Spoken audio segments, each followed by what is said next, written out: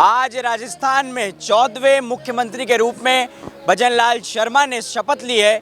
यह शपथ ग्रहण समारोह का वह परिसर अल्बर्ट हॉल के बाहर का, जहां पर लोगों का बड़ा जमावड़ा, लोग पहुंचे। प्रधानमंत्री मोदी भी इस कार्यक्रम का हिस्सा बने, उन्होंने यहाँ पर शिरकत की। तमाम केंद्रीय मंत्री, भाजपा शासित राज्यों के मुख्यमंत्री, उप मुख्यमंत्री सभी ने यहाँ पर शिरकत की। साथ में राजस्थान के 2 नए उप मुख्यमंत्री दिया कुमारी और प्रेमचंद बैरवा ने भी यहाँ पर शपथ ली। लोगों की उम्मीदें हैं नए मुख्यमंत्री के साथ, लोगों की उम्मीदें हैं इस सरकार के साथ।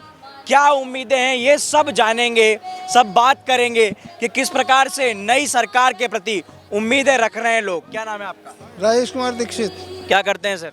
मैं सर्विस करता हूँ। क्या उम्मीद है नई सरकार से, नए मुख्यमंत्री से? नए मुख्यमंत्री से बहुत उम्मीद है, क्योंकि ये बहुत ईमानदार और बहुत ही शांतिप्रिय व्यक्ति हैं। आगे भविष्य में भी बड़ी शालीनता से कार्य करेंगे ये जो भी करेंगे। मोदी जी ने चुना है इन्हें? मोदी जी ने इसीलिए चुना है इन्हें, ना तो इनको भ्रष्टाचार का वो है, और कर्मठ कार्यकर्ता बहुत हैं, ये जमीन से जुड़े हुए व्यक्ति हैं। कार्यकर्ता को मौका मिला है? कार्यकर्ता को मौका मिला है। भरतपुर में एक भी व्यक्ति ऐसा नहीं है जिनसे ये परिचित नहीं हो। अच्छा, वहाँ मतलब लोगों को जानते हैं, हर एक व्यक्ति को एक जानते व्यक्ति को जानते हैं। मैं भी भरतपुर से ही हूँ। हैं। अच्छा, आप तो मुख्यमंत्री के क्षेत्र के हो गए। कैसा पल लगता है जब मुख्यमंत्री आपके क्षेत्र से आ रहे हैं? सपना लगा था, सोचा नहीं था, क्योंकि बहुत साधारण परिवार से हैं ये व्यक्ति। मतलब इनका बैकग्राउंड कुछ भी नहीं है, आम कार्यकर्ताओं में से ये है। ठीक है, आपके क्या राय है? क्या क्या राय है आपकी? भरतपुर से हूँ, बहुत बहुत बढ़िया। भरतपुर से मुख्यमंत्री मिल गए दूसरी बार राजस्थान में। बहुत बहुत बधाई, मतलब बढ़िया, बहुत अच्छा है। बहुत अच्छा, खुशखबरी। ठीक है, आपका क्या नाम? मैं राजस्थान हाई कोर्ट से पंडित योगेश कुमार पारिक और सांगानेर विधानसभा क्षेत्र जो भजनलाल जी का जो क्षेत्र है वहाँ से हूँ मैं। और जो भजन जी को उन्होंने किया है प्रधानमंत्री मोदी जी ने, उनका विजन एक आम कार्यकर्ता को, जो ज़मीन से जुड़ा कार्यकर्ता, उसको एक सर्वोच्च राजस्थान के जो पद पर पहुंचाना, ये कर्मठ, ईमानदार और संगठन में 15 वर्षों से काम कर रहे हैं एक ज़मीन से जुड़े नेता हैं भजनलाल शर्मा जी। इनका ये तो सब हुआ। देखिए, मुख्यमंत्री बने हैं, सामान्य कार्यकर्ता हैं, सरपंच से सफ़र शुरू किया, मुख्यमंत्री तक आए, आगे और जिम्मेदारियां मिलेंगी, प्रदेश महामंत्री रहे, तमाम चीज़ें हुई। क्या उम्मीदें हैं मुख्यमंत्री से? उम्मीद ये है कि एक तो सबसे पहले कि पूरे में कानून व्यवस्था पालन हो कड़ाई से।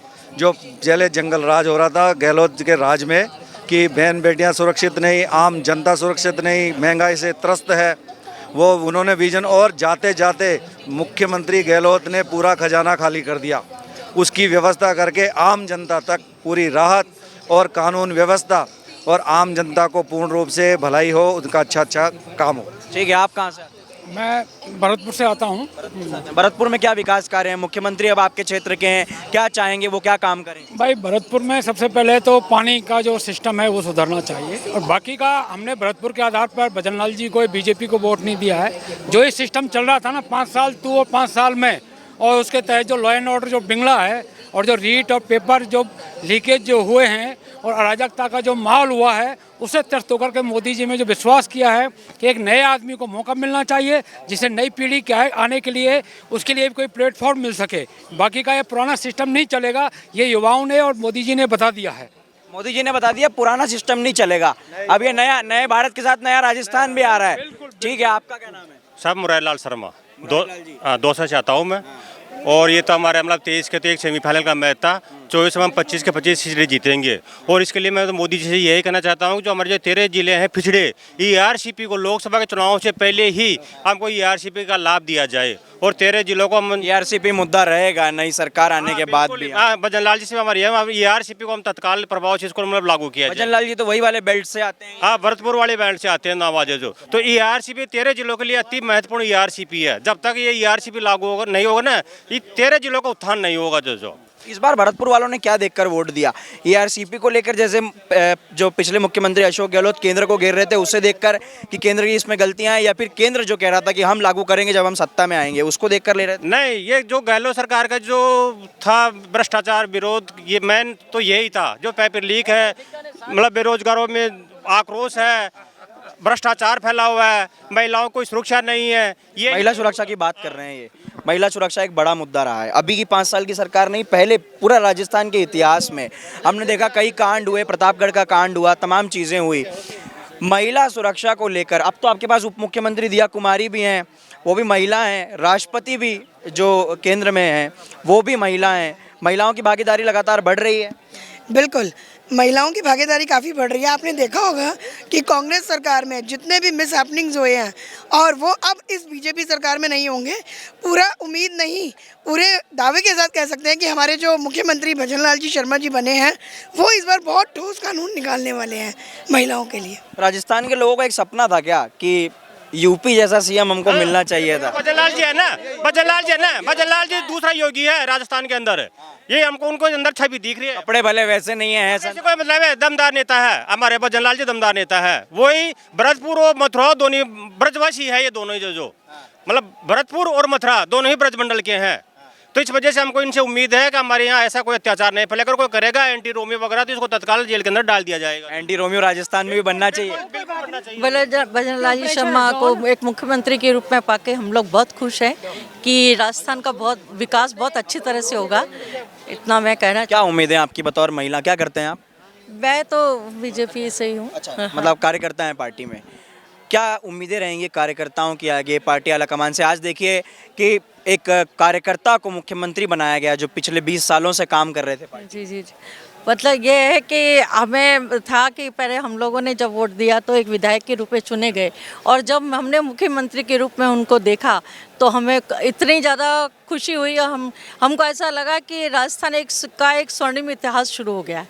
नया राजस्थान शुरू हो रहा है। स्वर्णिम इतिहास शुरू हो गया है। भजनलाल जी मेरे घनिष्ठ मित्र हैं, लेकिन वह बहुत आपके मित्र हैं, अब मिलेंगे कि नहीं मिलेंगे भजनलाल जी? क्यों नहीं मिलेंगे, वो तो हमारे, मैं भरतपुर का रहने वाला हूँ।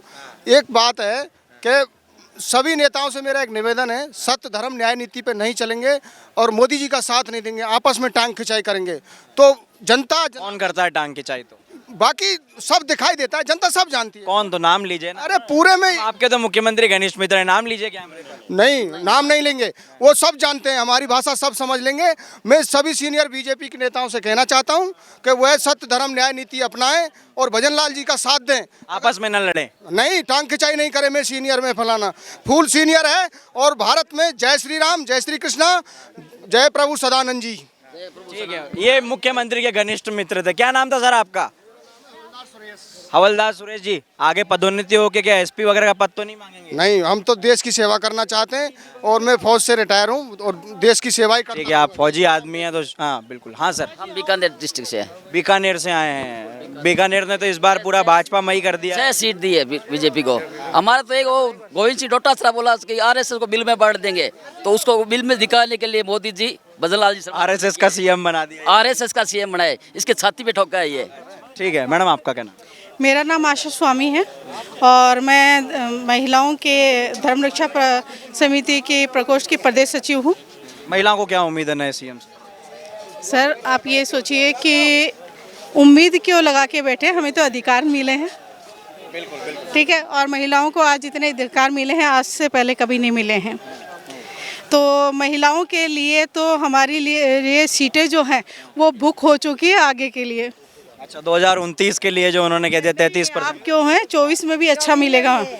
ठीक है, लोकसभा के चुनाव में मोदी जी महिलाओं को हमेशा आगे रखते आए हैं। पिछली बार जब मोदी जी आए थे तो पूरा जिम्मेदारी थी वो पूरी महिलाओं को दी गई थी। ठीक है, कुमारी ने उसमें संचालन किया था। जी, तो आप ये सोचिए जब एक प्रधानमंत्री यहाँ पे विजिट कर रहा है और उस टाइम में महिलाओं को पूरी जिम्मेदारी दी जा रही है, तो इसका मतलब क्या है कि महिलाएं इस काबिल हैं जो पूरे देश को भी, इंदिरा गांधी थी, चाहे वो कांग्रेस की थी चाहे वो किसी की हो, महिला थी, आयरन लेडी थी, एकमात्र शक्ति थी जिसने पूरे देश को चलाया था। तो मोदी जी ने ये कहा है कि उस टाइम में ही नहीं, वो एक महिला ही नहीं, मैं पूरी महिलाओं को, जो देश की जितनी भी महिला, चाहे छोटी बड़ी जो भी है, नीचे से नीचे जो भी गरीब तबके की है, वो भी महिला आज डिज़र्व करती है कि वहाँ तक पहुँचने की हिम्मत रखती है और पूरे संचालन करने की हिम्मत रखती है। तो आप कहाँ के रहने वाले? मैं वैसे शेखावाटी की हूँ, वैसे जयपुर की हूँ। शेखावाटी के लोग भाजपा को प्यार क्यों नहीं करते हैं, ये आप मुझे बताइए। हम लोग दिखाते नहीं हैं। ठीक है, हम लोग दिखाते नहीं हैं, हम लोग है ना जोर जोर से है ना चिल्लाते नहीं हैं। नहीं, हर बार मैं विधानसभा सीटों की बात कर रहा हूँ। शेखावाटी में क्यों भाजपा अच्छा ग्राफ नहीं बना पाती है? दादा रामगढ़ की सीट आज तक के चुनावी इतिहास में नहीं जीती भाजपा। कहीं ना कहीं जो प्रत्याशी होते हैं थोड़ी उनकी भी कमी होती है। टिकट वितरण पर जो मामला है, ठीक है। वितरण की बात नहीं है, बीजेपी जो मोदी जी है टिकट तो सही लोगों को देते हैं अपने हिसाब से, लेकिन वो लोग भी तो काम करें। उन्होंने पहले लाइट ले लिया है, अब आगे काम करेंगे तो है ना, शेखावाटी वाले उनको सिर्फ वैसे नहीं सर माथे पे रखेंगे। क्या मुद्दे रहेंगे शेखावटी में विकास के? मुद्दे सब जगह एक जैसे ही होते हैं, पर यह है कि बिजली पानी और इधर किसान ज़्यादा हैं, उनको थोड़ा सा सपोर्ट किया जाए, और जो गरीब तबके के लोग हैं उनको मोदी जी, वैसे भी देखा जाए तो मोदी जी की जितनी भी योजनाएं निकली है वो सबके लिए है और उसमें सभी आ जाते हैं, चाहे वो शेखावाटी हो, पूरे भारत के लिए एक जैसी ही है। ठीक है, आपका क्या नाम है? ममता शर्मा है। क्या करते हैं ममता जी? मैं हवा महल विधानसभा से विप्र सेना आपके यहाँ से तो बाल मुकुंद आचार्य जी हैं, वो जो उन्होंने वो जो निकले विधायक बनने के बाद मीट की दुकानें बंद की, किस तरीके से देख रहे हैं उस चीज़ को? बिल्कुल, लोग इस चीज़ को लेकर भी काफ़ी सवाल उठा रहे हैं कि ये चीज़ होनी चाहिए, लेकिन थोड़ी सिस्टमेटिक तरीके से होनी चाहिए। जो उन्होंने किया बहुत अच्छे तरीके से किया, बस कुछ सवाल कर रहे हैं लोग, भाई ये चीज़ कर रहे हैं कानून के दायरे में रह के कर रहे हैं। कोई कह रहा है कि नहीं बहुत अच्छा करा, बाल बचा दिया बाबा मुकुंद जी ने, मतलब बहुत अच्छे से। कई लोग इसका ऑब्जेक्शन भी उठा रहे हैं कि नहीं करना चाहिए था, कई लोग साथ दे रहे हैं कि नहीं नहीं है। हवा महल के क्या मुद्दे हैं विकास को लेकर? हवा महल में बड़ी सकरी सकरी सड़कें हैं, ट्रैफिक का बड़ा एक मसला रहता है। वो तो चलिए मैं बाहर से आता हूँ इसलिए देख पाता हूँ, हवा महल के आप रहने वाले हैं, हवा महल विधानसभा क्षेत्र में क्या चीज़ें हैं? आपको क्या लग रहा है आपके घर के आसपास क्या विकास कार्य होने? बिल्कुल, अब ये तो आप जानते ही हो, परकोटे के अंदर लेके ट्रैफिक की छोटी छोटी सकरी गलियां हैं, अब उनका तो कोई इलाज नहीं हो सकता। बस ये है थोड़ी सावधानी से ही ट्रैफिक व्यवस्था का सुधार किया जाए। और क्या चीज़ें हैं परकोटे में विकास होना चाहिए? परकोटे में ये है थोड़ा सुरक्षा को लेके, महिलाओं की सुरक्षा को लेके थोड़ा सा और ध्यान देने की ज़रूरत है। यहाँ के नियम थोड़ा और स्ट्रॉन्ग होने चाहिए ताकि महिलाएं अपने आप को, सख्त शासन चाहिए। आप कैसा शासन चाहती हैं अब राजस्थान में? राजस्थान में हम बिहार जैसा, योगी आदित्यनाथ जैसा, यूपी जैसा हम चाहते हैं वैसा शासन हो। योगी आदित्यनाथ वाला कल्चर, बुलडोजर वाला कल्चर तो नहीं चाहिए? वाला कल्चर ही आना चाहिए यहाँ पर, क्योंकि यहाँ की जो जनता है ना वो बहुत ज़्यादा, मतलब क्या कहते हैं, अब बर्दाश्त के बाहर हो चुका है उन लोगों के। एक मिनट, पहली बात तो ये है कि हमें चाहे योगी मिले चाहे मोदी मिले, बात सीधी सी है कि हमारे यहाँ पे शासन ऐसा होना चाहिए राम राज्य जैसा।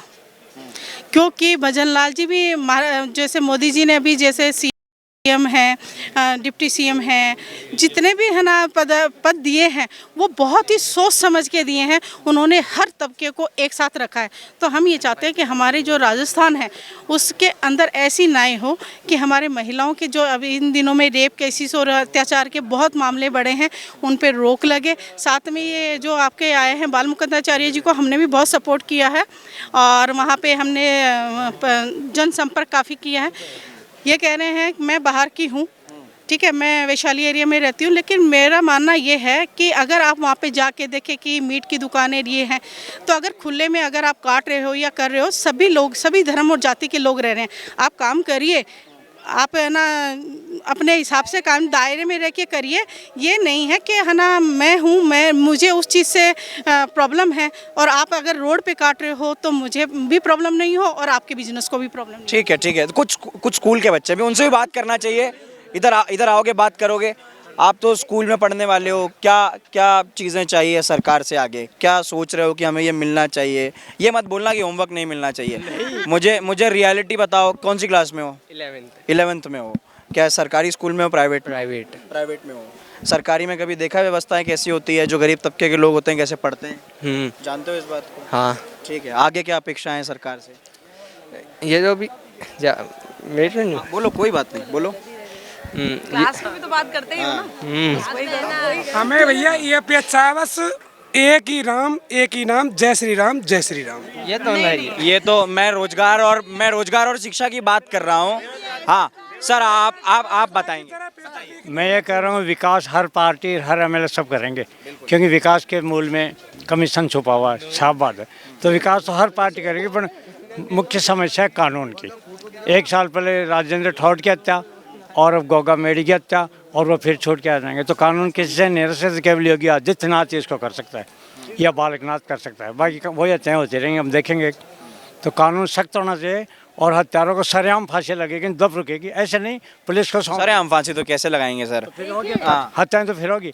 इनको पुलिस को और कोर्ट को न सौंप के अगर पब्लिक को सौंप दिया जाए तो हत्याएं रुक सकते हैं, बाकी गुंडे का नहीं है। पब्लिक को कैसे सौंपेंगे सर? संविधान है, एक प्रक्रिया है। अपराधी जब गोगामेडी हत्याकांड में भी अपराधी पकड़ा है तो पुलिस स्टेशन लाया गया, मेडिकल कराया गया, कोर्ट के जरिए जाएंगे। वो छूट जाएगा 10 साल पहले, 10 साल बाद छूट जाएगा तो कोर्ट और पुलिस को सौंपने तो काम तो कानून करेगा ना सर। हम ऐसा नहीं कर सकते कि हम उनको पब्लिक के हवाले कर दें लेकर तो हत्याएं होती रहेंगी। अगर ऐसा चलेगा तो हत्याएं होती रहेंगी हर साल। सख्त चाहिए लेकिन ऐसा भी नहीं कि पब्लिक के बीच में, सख्त चाहिए लेकिन ऐसा भी नहीं कि हम पब्लिक में। हाँ, कानून को दायरे में रह के अपराधियों को सजा मिलनी चाहिए। और राजस्थान में भजनलाल जी तो भाजपा के जो एक युवा को मोदी जी ने विश्वास किया है, एक सामान्य कार्यकर्ता पूरे राजस्थान में इन्होंने भ्रमण करके महामंत्री रह के इन्होंने कार्यकर्ताओं के बीच में कार्यकर्ताओं की समस्या और जनता की समस्या उनके समझ के रखी है।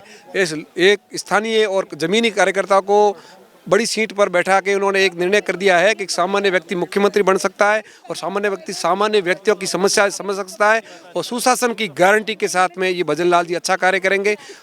उनकी एक जो राजस्थान का वर्तमान में जो पीछे वाला शासन था, ये गुंडागर्दी, अपराधी, महिलाओं पर अपराध, पेपर लीक, युवाओं के साथ में ये खिलवाड़, ये सारी समस्याओं को समझते हुए मोदी जी ने एक युवा को उतारा है जो एक प्रशासनिक अधिकारी के रूप में काम कर सके, हर जगह पहुंच सके और इस समस्या को समझ सके और राजस्थान को सुशासन दे सके। और सबसे प्रथम राजस्थान में यदि मजबूत करनी है तो शिक्षा व्यवस्था मजबूत करनी है। सरकारी स्कूलों में जो शिक्षा व्यवस्था का ढांचा बिगड़ा हुआ है, मूलभूत सुविधाओं की जो कमी होगी उसको हम सरकार जो आई है वो पूर्ति करेंगी। जो समय पर अध्यापकों का स्कूल नहीं आना, उन बच्चों को शिक्षित नहीं करना, जो सरकारी स्कूलों का जो ये मतलब परीक्षा में लेवल है जो गिर रहा है ना, सबसे प्रथम राजस्थान। पेपर लीक तो एक बड़ा मुद्दा रहा ही है। आप क्या करते हैं दादू? मैं ये राजस्थान में घूमता रहता हूँ, समाज सेवक आदमी, पूरे राजस्थान में घूमता रहता हूँ, समाज सेवक हूँ। जो विकलांगों की मेरी प्रॉब्लम है, समस्या, विकलांगों का भी एक बड़ा मुद्दा रहा है, उनको पेंशन नहीं मिल रही है। मिल रही है, कहीं को नहीं मिल रही है, लेकिन उसमें क्या है कि विकलांग जैसे बिगर अनमेरिड है तो उसको खाने की समस्या ज़्यादा पैदा होगी, क्योंकि और कोई खाना देता नहीं। तो उसके लिए मोदी जी से मैं ये निवेदन करता हूँ कि उनको लिए एक ये गैस का सिलेंडर की औषधि लाया जाए उनको, जैसे उनको अपना खाना खा ले पेट भर के आराम से। और तो सुविधा खूब। ये आपने मुझे एक अच्छी बात बताई कि जैसे जो चूल्हा जलाने वाली महिलाएं, उन्हें अगर गैस सिलेंडर मिला है तो विकलांग जो लोग हैं उनको भी मिलना चाहिए, जैसे अपना खाना खा ले और बनाकर आराम से अपना जीवन व्यतीत कर ले। क्या नाम है सर आप? मेरा नाम है नारायण शर्मा है, उप सरपंच हूँ। और पूरे कहाँ से उप सरपंच हैं? ग्राम पंचायत खेतड़ी, जिला झुंझुनू है, लेकिन अब नया हमारा बन गया नीम का थाना। अच्छा। और मैं अब सुरेश मोदी वाला। हाँ, सुरेश मोदी वाला में, ठीक है। और मैं इसी नीम का दाना में आ गया है, उनकी जो ग्राम पंचायत है वो नीम का दाना में कस्बा, लेकिन जिला इसमें मिला है ना, तो इसमें नीम का थाना मिल गया। तो मैं यही अनुरोध कर दूँ, एक सबसे मेन ये है कि पूरा राजस्थान खूब शांतिपूर्ण है, हरा भरा, खूब अच्छा काम करे जो। और उन बच्चों की नॉलेज, बच्चे हैं ना, इनकी सबको सर्विस लगे इनकी, क्योंकि यही तो है भविष्य, इनकी लगेगी तो अपने आप ही अपने व्यापार हो जाएगा। बढ़िया आदमी लगे आप मुझे। क्या नाम है भाई आपका? मेरा नाम दिव्यांशु है। क्या करते हो दिव्यांशु? मेरी स्टडी 8th क्लास। तो 8th क्लास में है ना? क्या चीज़ें हैं, सरकार से क्या सोचते हो, क्या मिलना चाहिए तुम्हें? बस ये हमारे इंडियन एजुकेशन के बारे में पढ़ाया जाए, बस। अब ब्रिटिश हिस्ट्री में हमारे ना कोई महाभारत के ब्रिटिश तो इंडिया में रहते तो वो तो पढ़ाने जाना ज़रूरी है। तो साथ में ये भी कुछ हो, वो भी थे, उसके बारे में कुछ हो नॉलेज, उसके बारे में तो कुछ है ही नहीं चैप्टर सारे। मतलब तुम ये चाह रहे हो कि जो इंडियन हिस्ट्री रही है, जो इंडियन शासक रहे हैं, जो भारतीय मूल के जो राजा रहे हैं, उनके बारे में बताया जाए। अभी है नहीं किताबों में, इतना नहीं है। महाराणा प्रताप नहीं पढ़ा, इतना नहीं है। सूरजमल नहीं पढ़ा, वो तो है ही है, पर मैं कह रहा हूँ आपसे भी बात करूँगा सर। 9 चैप्टर से मान लो अगर, तो उसमें 7 चैप्टर्स तो उतने ही हैं, लगभग ज़्यादा से ज़्यादा कोर्स वही है ब्रिटिश के बारे में। क्या नाम है आपका? भूरी सिंह। क्या करते हैं? MA BEd कंप्लीट है। क्या कर रहे हैं अभी, नौकरी वगैरह कर रहे हैं? हाँ, अभी तैयारी चल रही है नौकरी की। 5 साल कांग्रेस सरकार में पेपर लीक हुए, भ्रष्टाचार। पेपर दिया था आपने कोई सर? दिया था, 3rd ग्रेड दिया था, 2nd ग्रेड दिया था, 1st ग्रेड भी दिया था। तीनों लीक हो गए क्या? 2nd ग्रेड में हुआ था, एग्जाम लगा था, उसके 6 महीने बाद फर्स्ट पेपर लीक कर दिया, फिर दोबारा उसकी तैयारी करो। फिर सबसे बड़ी बात है कि मतलब माँ बाप 2 पैसे कमाते हैं बच्चों के लिए, बच्चे बाहर तैयारी करने जाते हैं, कहाँ तक मतलब बच्चे तैयारी करें। रूम का खर्चा, कोचिंग, बहुत रुपए बैठते हैं। और मुख्यमंत्री से क्या चीज़ें मांग है लगातार? यही मांग है मुख्यमंत्री से कि मतलब जो 5 साल में कांग्रेस के राज में जो भ्रष्टाचार रहा था ना, वो भ्रष्टाचार ना होकर युवाओं के हित में पेपर लीक ना हो, एग्ज़ाम टाइम पर हों, ताकि युवा बेरोजगार ना रहें। बस यही मांग है बस। एग्ज़ाम लीक नहीं होने चाहिए, पेपर लीक नहीं होना चाहिए। लेकिन वो अशोक गहलोत तो जब मुख्यमंत्री रहे तो वो ये कहते रहे कि वसुंधरा का जो राज था उसमें भी पेपर लीक होता रहा। गलत नहीं हुआ था। ये तो प्रत्यक्ष देखिए, हुआ तो था पेपर लीक, ये तो आप नकार नहीं सकते। मेरी बात, इतना नहीं हुआ था जो कांग्रेस राज में हुआ है। कांग्रेस राज में हर एक पेपर लीक हुआ है, जबकि 5 साल जो बीजेपी शासन था पिछली बार, उसमें इतना लीक नहीं हुआ था जितना इसमें हुआ है। भ्रष्टाचार तो चरम पर था। कुछ नहीं, हमारी एक ही मांग है बस युवाओं के लिए, युवाओं की तो, कि एग्ज़ाम राजस्थान में सही टाइम पर हो जाएं, पेपर लीक ना हो, ताकि ये युवा अपने घर का कुछ देख सकें। बस इतना। ठीक है। क्या नाम है आपका? में जितना रोहितास है सर। क्या करते हैं रोहित जी? जी सर, मैं भी BA में कंप्लीट है मेरी। मैं भी बेरोज़गार घूम रहा हूँ। और जो पिछली कांग्रेस की सरकार में जो हुआ है, पेपर लीक का प्रकरण जो चला है, वो चरम सीमा पर रहा है। अशोक गहलोत जी ने अपनी सीट बचाने के चक्कर में जितनी लूट चली है, MLA जितने हैं उनसे कहा है कि जितना लूट सको उतना लूट लो। इतनी लूट चली है। ठीक है, ठीक है। कुछ और लोग हैं। आपका क्या नाम है? मेरा रमा जी। रमा जी, हाँ, आप तो मिलकर आ गए CM से, बधाई दे आए उन्हें? बधाई, और प्लस हमने हर गली में उनके साथ में, हर मोड़ पर साथ साथ हमने वोटिंग के लिए उनकी प्रचार किया था। आप उनके प्रचार अभियान में थे। कैसे व्यक्ति हैं भजन लाल शर्मा जी? बहुत अच्छे नेचर के हैं, बहुत बढ़िया इंसान है। शायद लग रहा है कि है ना, राजस्थान का चमन हो सकता है और महिलाओं की भी सुरक्षा हो सकती है। महिलाओं की सुरक्षा का मुद्दा रहेगा। ठीक है, ये एक पूरा जो मामला मुख्यमंत्री शपथ ग्रहण समारोह के बाद में कि लोगों की क्या अपेक्षाएं हैं नए मुख्यमंत्री से, नए उप मुख्यमंत्रियों से, इस नई सरकार से, भाजपा सरकार से, कि जो पिछले 5 सालों की चीज़ें रहीं, जो अब आगे आने वाली चीज़ें, राजस्थान को किस तरीके से खुशहाल बनाया जाए, राजस्थान को किस तरीके से समृद्ध बनाया जाए। वो राजस्थान जहां पर बेरोज़गारी चरम पर है पूरे देश में, वो राजस्थान जहां पर महिला सुरक्षा का एक मुद्दा अहम रहता है, जहां पर रेप की घटनाएं काफ़ी ज़्यादा होती है बाकी राज्यों की तुलना करें तो, ऐसे राजस्थान में किस तरीके से सुरक्षा व्यवस्था में महिला के अपराधों पर बंदी पाई जाएगी, किस तरीके से महिला अपराध को रोका जाएगा, किस तरीके से विकास होगा, शिक्षा में कैसे उन्नति होगी, किस तरीके से हर क्षेत्र में विकास होगा, पानी का मुद्दा ERCP वाला जो पूरे 13 जिलों के इस बेल्ट में पूर्वी राजस्थान में चरम पर रहा, वहाँ कैसे विकास होगा, जहाँ से खुद मुख्यमंत्री भरतपुर से आते हैं, वो भी एक बेल्ट जहाँ पर ERCP का एक मुद्दा है। किस तरीके से अब ये नई सरकार लोगों को खुशहाली देगी, किस तरीके से लोगों की उम्मीदें हैं, ये हमने आपको बताई। इस तरीके की रिपोर्ट्स लगातार दिखाते रहेंगे। कैमरामैन सुरेश के साथ आकाश।